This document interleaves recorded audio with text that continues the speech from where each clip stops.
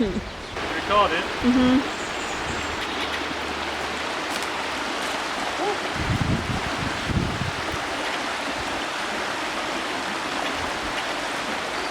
Yeah, you still recording?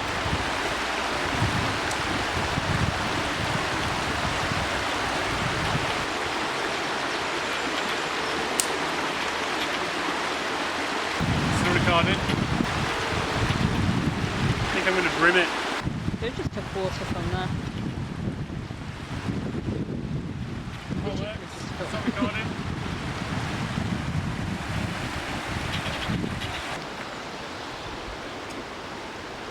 You recording?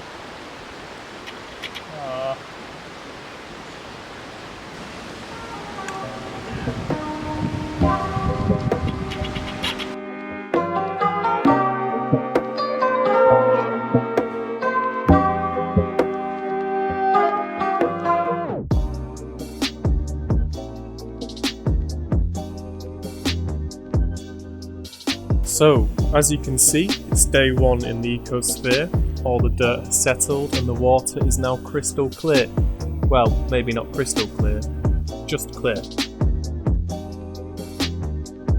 There is already some tiny little creatures living in the jar, and hopefully I'll be able to figure out what species they belong to. After doing some research, I'm fairly sure the tiny creatures are copepods. You can tell they're copepods because some of them are carrying 2 egg sacs behind them. Algae is now growing on the glass, mostly on the window-facing side of the jar, likely due to there being more sunlight. I also found this lovely guy, and after some research, I believe this to be a planarian, a type of flatworm. It's day 3 in the EcoSphere, and to my surprise we have 2 new residents, an aquatic plant and a snail, which I'm fairly sure is a bladder snail.